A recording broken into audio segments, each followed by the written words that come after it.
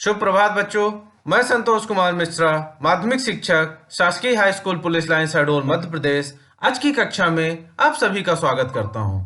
आज हम लोग बात करेंगे अध्याय 5 तत्वों का आवर्ती वर्गीकरण से संबंधित कुछ महत्वपूर्ण प्रश्नोत्तर के बारे में। यह प्रश्नोत्तर आपके लिए अत्यंत महत्वपूर्ण है, परीक्षा की दृष्टि से भी और ज्ञानार्जन की दृष्टि से भी। तो चलिए शुरू करते हैं आज की कक्षा। सबसे पहला प्रश्न, निम्नलिखित के नाम बताइए।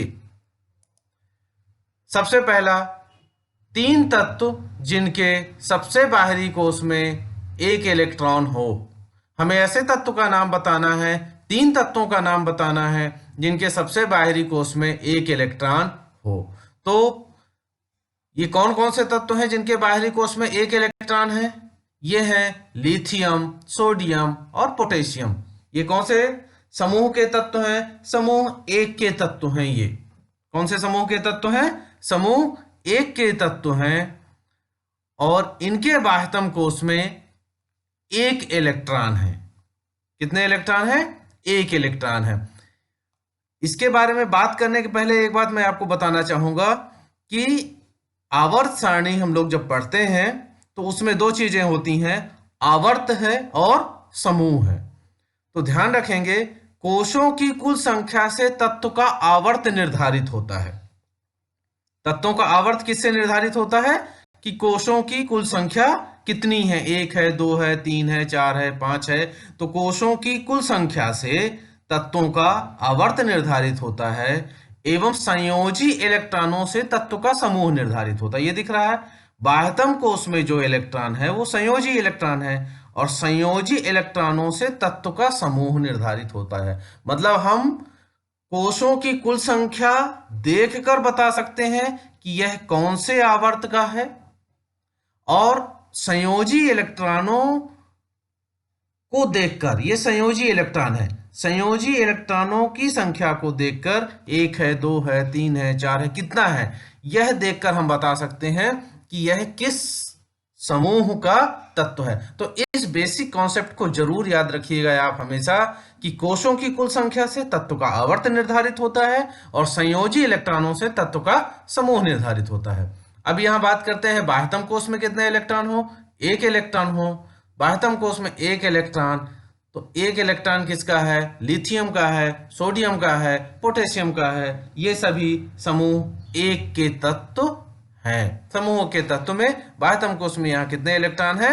1 इलेक्ट्रॉन है। तो ये तीनों याद रखिएगा। लिथियम का परमाणु क्रमांक 3 है, सोडियम का 11 है और इसका पोटेशियम का 19 है। तो इनका इलेक्ट्रॉनिक विन्यास ऐसे लिखा गया है, लिथियम का 2-1, सोडियम का 2-8-1 और पोटेशियम का 2-8-8-1। तो इनके बाह्यतम कोश में कितने इलेक्ट्रॉन है? इनके बाह्यतम कोश में 1 इलेक्ट्रॉन है। चलिए अब आगे देखें।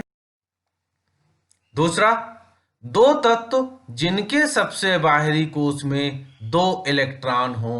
कितने इलेक्ट्रॉन हो? 2 इलेक्ट्रॉन हो। तो 2 इलेक्ट्रॉन हैं यहां बेरिलियम में और मैग्नीशियम में। बेरिलियम का परमाणु क्रमांक 4 और मैग्नीशियम का 12। और ये दोनों जो तत्व हैं, बेरिलियम और मैग्नीशियम, ये समूह 2 के तत्व हैं। किसके तत्व हैं? समूह 2 के तत्व हैं। और ये जो समूह 2 के तत्व हैं, इनकी ये बाह्यतम कोश में कितने इलेक्ट्रॉन हैं? 2 इलेक्ट्रॉन हैं। तो हम यहाँ 2, चूंकि हमें 2 ही उदाहरण लेना था, तो बेरिलियम हमने ले लिया और मैग्नीशियम ले लिया। ये दोनों तत्व याद रखिएगा। इनके बाह्यतम कोश में 2 इलेक्ट्रॉन है और इसका इलेक्ट्रॉनिक विन्यास ये आपके सामने दिख रहा है। आगे, 3 तत्व जिनका बाहरी कोश पूर्ण हो, बाह्यतम कोश पूर्ण हो। तो बाह्यतम कोश किनका पूर्ण है? ये ऐसे तत्व हैं, ये समूह 18 के तत्व हैं जिनका बाह्यतम कोश पूर्ण होता है और इसका उदाहरण है हीलियम, नियान, आर्गन। 3 बताना था तो हीलियम, नियान और आर्गन, ये 3 उदाहरण आप याद कर लीजिएगा। हीलियम का परमाणु क्रमांक 2, नियान का 10 और आर्गन का 18। ये इनका परमाणु क्रमांक है। इनका इलेक्ट्रॉनिक विन्यास देख लीजिए, 2 परमाणु क्रमांक, 2 ही इलेक्ट्रॉनिक विन्यास, एक ही का, इसलिए इसमें एक ही मतलब एक ही कोश में इलेक्ट्रॉन है 2, नियॉन 2 और 8, आर्गन 2 8 8। तो इनका बाह्यतम कोष जो है वह पूर्ण है। यहाँ बाह्यतम कोष देखिए ये 2 है, चूंकि 2 ही इसके इलेक्ट्रॉन है इसलिए यह क्या है, पूर्ण है। यहाँ अष्टक पूर्ण है, नियॉन का अष्टक पूर्ण है, आर्गन का अष्टक पूर्ण है। इसी तरीके से यदि और आगे आप उदाहरण देखना चाहें तो हीलियम हो गया, नियॉन हो गया, आर्गन हो गया, क्रिप्टॉन हो गया, जेनॉन हो गया, रेडॉन हो गया, ये सब इसके उदाहरण हैं। उत्कृष्ट गैसें हैं जिनके बाह्यतम कोष पूर्ण है। बाह्यतम कोष पूर्ण है अर्थात इनका अष्टक पूर्ण है और यहाँ 2 ही इलेक्ट्रॉन हैं। चलिए आगे देखें। लिथियम, सोडियम, पोटेशियम ये सभी धातुएं जल से अभिक्रिया करके हाइड्रोजन गैस मुक्त करती हैं। क्या इन तत्वों के परमाणुओं में कोई समानता है? किसमें? लिथियम, सोडियम और पोटेशियम। तो देखें लिथियम का परमाणु क्रमांक 3 है, सोडियम का 11 है और पोटेशियम का कितना है, 19 है। इन तीनों की जो विशेषता है क्या है, ये सभी धातुएं जल से अभिक्रिया करके हाइड्रोजन गैस मुक्त करती हैं। अब इन तत्वों के परमाणुओं में क्या समानता है? तो बिल्कुल समानता है। देखिए इनके परमाणुओं के बाह्यतम कोष में एक एक इलेक्ट्रॉन है। जितने भी हैं, लिथियम है, सोडियम है, पोटेशियम है, इनके बाह्यतम कोष में कितने इलेक्ट्रॉन है? एक ही इलेक्ट्रॉन है। समूह एक के तत्व हैं ये और इनके बाह्यतम कोष में एक इलेक्ट्रॉन है और इनके परमाणुओं में यही मुख्य समानता है। बाह्यतम कोष में एक इलेक्ट्रॉन है, लिथियम हो या सोडियम हो या पोटेशियम हो। और इनकी जो विशेषता है वो भी क्या है, ये देखिए ये समान है। सभी धातुएं जल से अभिक्रिया करके हाइड्रोजन गैस मुक्त करती हैं। आगे देखें। हीलियम एक अक्रियाशील गैस है जबकि नियॉन की अभिक्रियाशीलता अत्यंत कम है। इनके परमाणुओं में कोई समानता है? तो बिल्कुल इनके परमाणुओं में समानता है। क्या समानता है इनके परमाणुओं में? इनके परमाणुओं के बाह्यतम कोष संतृप्त हैं। जो बाह्यतम कोष होता है वह क्या है? संतृप्त है। ये संतृप्त है। संतृप्त कैसे है? हीलियम में देखिए हीलियम का परमाणु क्रमांक, हीलियम अक्रियाशील गैस है, हीलियम का परमाणु क्रमांक 2 है और इसका इलेक्ट्रॉनिक विन्यास देखें तो 2 है, ये संतृप्त है। और नियॉन का परमाणु क्रमांक 10 और इसका इलेक्ट्रॉनिक विन्यास देखेंगे तो 2 और 8, इसका बाह्यतम कोषीय 8 जो है ये संतृप्त है। और इन दोनों की जो विशेषता है वो विशेषता यही है कि इनके परमाणुओं के बाह्यतम कोष संतृप्त हैं। ये न किसी से इलेक्ट्रॉन लेंगे न किसी को इलेक्ट्रॉन देंगे। चलिए अगला प्रश्न देखें। आधुनिक आवर्त सारणी में पहले 10 तत्वों में कौन सी धातुएं हैं? तो आपको यहां देखना है, सबसे पहले तो आपको 10 तत्वों के नाम याद होने चाहिए। ये 10 तत्वों में हमको पता करना है कि इनमें से धातुएं कौन कौन सी हैं। तो चलिए देखें, सबसे पहले 10 तत्वों को देख लें। 10 तत्व कौन कौन से हैं? Hydrogen, helium, lithium, beryllium, boron, carbon, nitrogen, oxygen, fluorine और नियॉन। ये 10 तत्व हैं और ये 10 तत्व आपको याद होने चाहिए। 10 तत्व आप याद करें। चलिए मेरे साथ आप लोग बोलेंगे, मन में बोलिए। सबसे पहले हाइड्रोजन बोलिए, फिर बोलिए helium, lithium, beryllium, boron, carbon, nitrogen, oxygen, fluorine और नियॉन। इस तरीके से आपको इसे कई बार बोलना है जिससे आपको ये याद हो जाए। मतलब आपको ये याद करना है, आप इस तरीके से याद कर लीजिएगा जिससे hydrogen, helium, lithium, beryllium, boron, carbon, nitrogen, oxygen, fluorine और नियॉन। इसको बार बार बोलिए तो आपको ये याद हो जाएगा। ये बहुत जरूरी है आपके लिए कि आपको ये याद हो।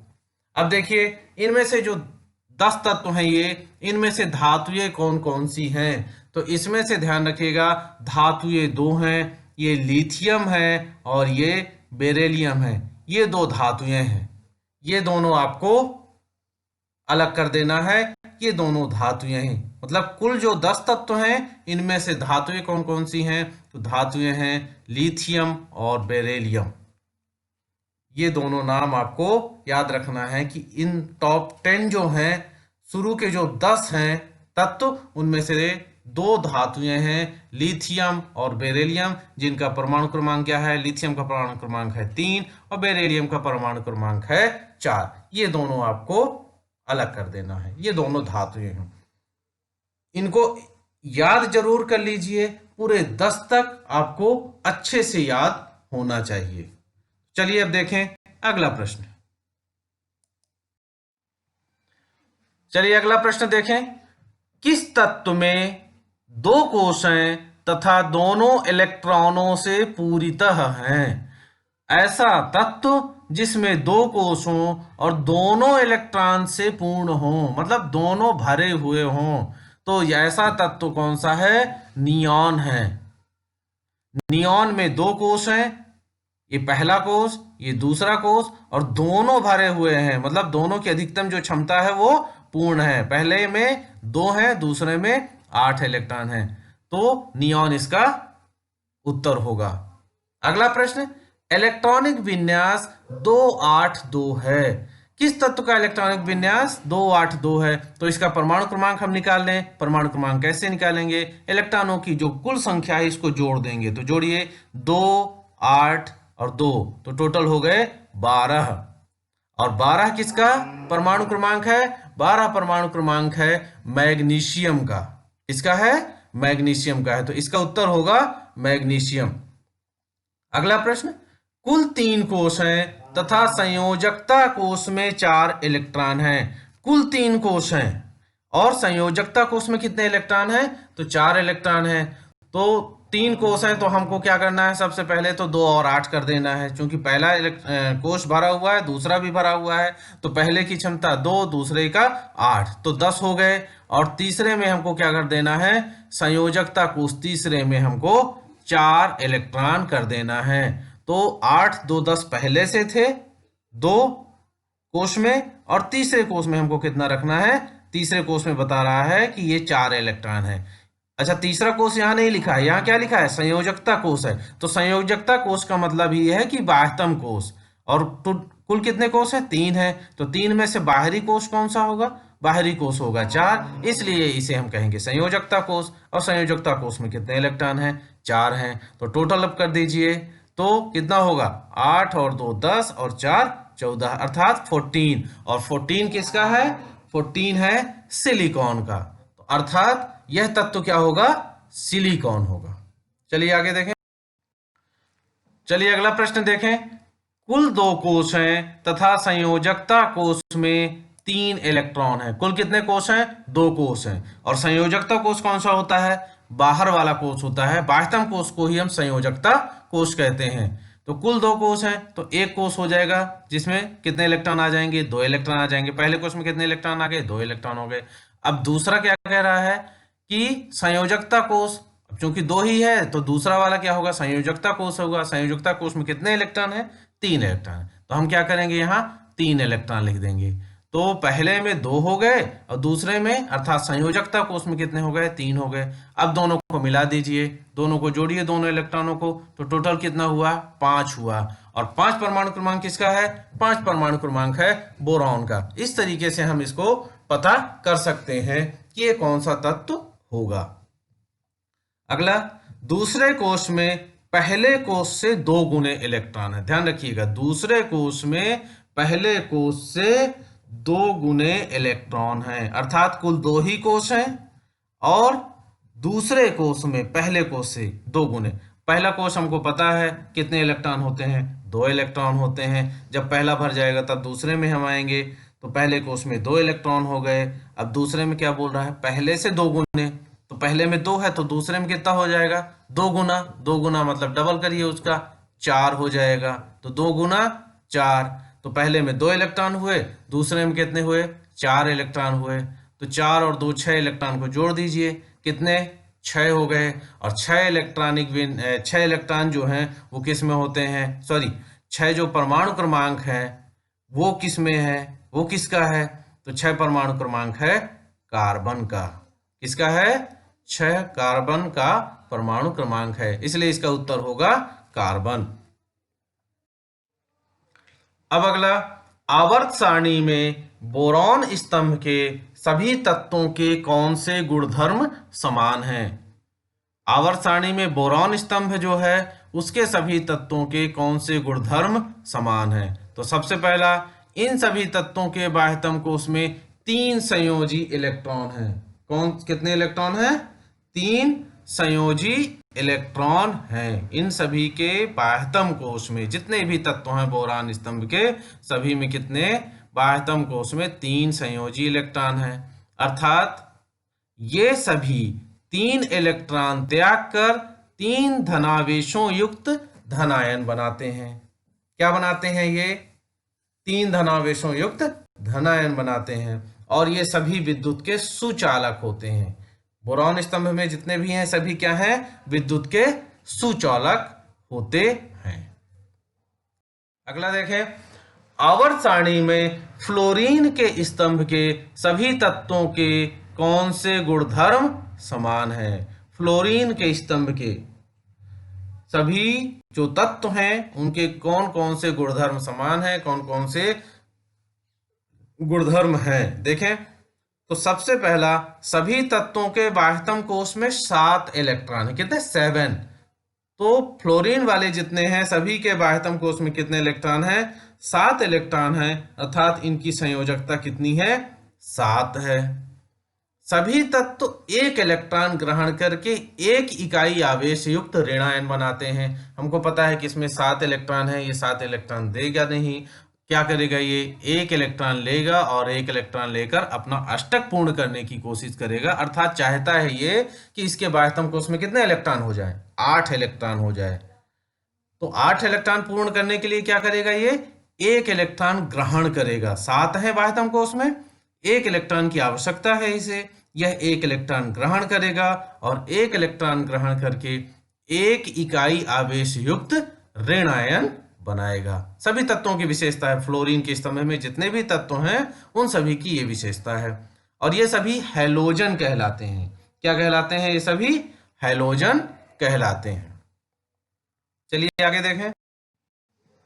अगला प्रश्न, एक परमाणु का इलेक्ट्रॉनिक विन्यास 2 8 7 है। इस तत्व की परमाणु संख्या क्या है और निम्नलिखित में से किस तत्व के साथ इसकी समानता होती है। नाइट्रोजन, फ्लोरीन, फास्फोरस और आर्गन, इतने तत्वों के साथ इनमें से किस तत्व के साथ इसकी समानता होगी। तो सबसे पहले तो हम इसकी परमाणु संख्या ज्ञात कर लेते हैं कि परमाणु संख्या क्या है। तो देखिए इलेक्ट्रॉनिक विन्यास कितना दिया हुआ है, 2 8 और 7 दिया हुआ है। ये इलेक्ट्रॉनों की संख्या है, इसको पूरे को जोड़ दीजिए तो आपकी परमाणु संख्या आपको मिल जाएगी। तो परमाणु संख्या के लिए इनको जोड़ना पड़ेगा, कितने इलेक्ट्रॉन हैं, तो इलेक्ट्रॉन जोड़िए, 8 और 2 10 7 17 हो गए। तो टोटल कितने इलेक्ट्रॉन है, 17 है। और इसकी परमाणु संख्या क्या होगी, यही 17 होगी, 17। और 17 परमाणु संख्या किसकी है, क्लोरीन की। तो हमको पहला उत्तर मिल गया। इस तत्व की परमाणु संख्या क्या है, 17 है। टोटल कर दिए इसको, हम इलेक्ट्रॉनों की संख्या को जोड़ दी, जो इलेक्ट्रॉनिक विन्यास है उसको जोड़ दिए, तो हमें हमारी परमाणु संख्या मिल गई। अब आगे क्या करना है, अब आगे हमें देखना है कि किस तत्व के साथ इसकी समानता है। तो यहां देखिए सबसे बाह्यतम कोश में कितने इलेक्ट्रॉन है, 7 इलेक्ट्रॉन है। अब इन सभी का इलेक्ट्रॉनिक विन्यास हम ज्ञात करेंगे और जिसके बाह्यतम कोश में ये इलेक्ट्रॉन होंगे तो उसी के साथ इसकी समानता होगी। मतलब बाह्यतम कोश में इलेक्ट्रॉन जितने हैं उसके साथ इसकी समानता होगी। तो यहां देखें नाइट्रोजन को देखें तो नाइट्रोजन का कितना है, नाइट्रोजन का दिया हुआ है 7 को आप क्या करिए इलेक्ट्रॉनिक विन्यास में बनाइए। तो सबसे पहले कोश में कितने होंगे, 2 होगा और दूसरे में कितना होगा, 5 होगा। तो ये 7 हो गए टोटल। बाह्यतम कोष में कितने इलेक्ट्रॉन हुए, 5 हुआ, मतलब इसके साथ इसकी समानता नहीं होगी। दूसरा देखिए F फ्लोरीन 9 है, तो पहले कक्ष में कितने इलेक्ट्रॉन, 2, कितने बचे, 7, तो इसके दूसरे कोष में कितना हो जाएगा, दूसरे कोष में 7 इलेक्ट्रॉन हो जाएंगे। बाह्यतम कोष में 7 इलेक्ट्रॉन है, यहाँ भी बाह्यतम कोष में कितने इलेक्ट्रॉन है, 7 इलेक्ट्रॉन है।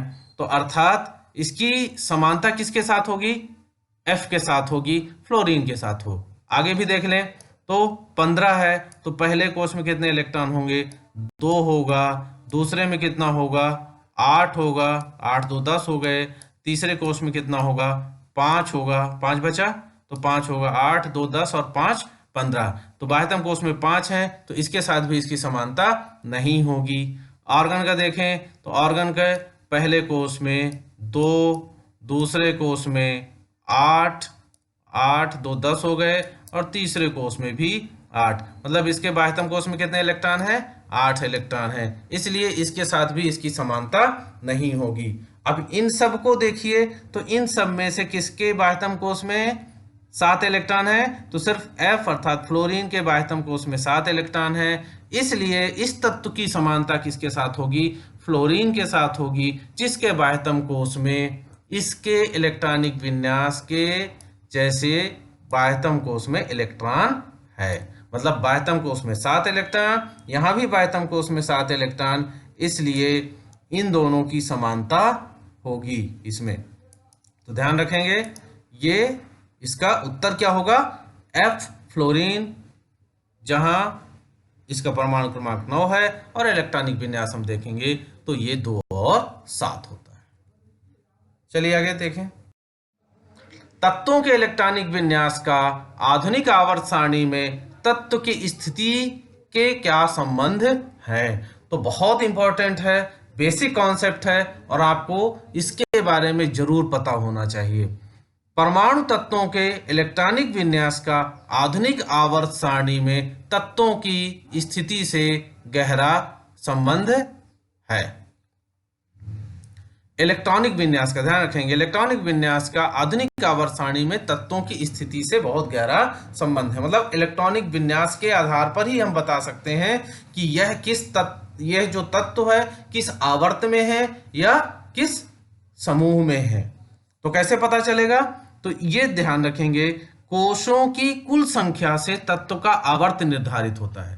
कोषों की कुल संख्या से तत्व का आवर्त निर्धारित होता है, एवं संयोजी इलेक्ट्रॉनों से तत्व का समूह निर्धारित होता है। ध्यान रखेंगे, कोषों की कुल संख्या से तत्व का आवर्त, कितने कोष हैं उससे क्या निर्धारित होगा, तत्व का आवर्त निर्धारित होगा, और संयोजी इलेक्ट्रॉन जो हैं उससे क्या, तत्व का समूह निर्धारित होता है कि जो बाह्यतम कोष है, बाह्यतम कोष में कितने इलेक्ट्रॉन हैं, उस संयोजी इलेक्ट्रॉनों की संख्या कितनी है, इससे तत्वों का समूह निर्धारित होता है। ये बहुत जरूरी है, इसको अच्छे से याद रखिएगा कि कोषों की कुल संख्या से तत्व का आवर्त और संयोजी इलेक्ट्रॉनों से तत्वों का समूह निर्धारित होता है। चलिए आगे, आधुनिक आवर्त सारणी और मेंडलीव की आवर्त सारणी में तत्वों की व्यवस्था की तुलना कीजिए। क्या करना है हमें, आधुनिक आवर्त सारणी और मेंडलीव की आवर्त सारणी में दोनों की तुलना करना है कि तत्वों की व्यवस्था कैसी थी। तो कुछ महत्वपूर्ण पॉइंट्स पे हम बात करते हैं।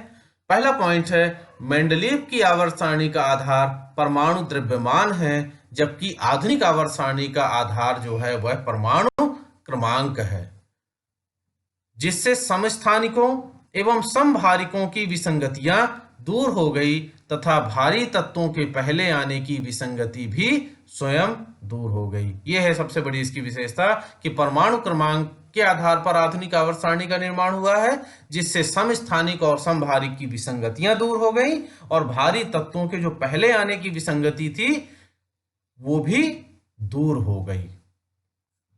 अगला, मेंडलीव ने तत्वों के लिए खाली स्थान छोड़ दिए थे, जबकि आधुनिक आवर्त सारणी में सभी तत्व सही जगह पर व्यवस्थित हैं।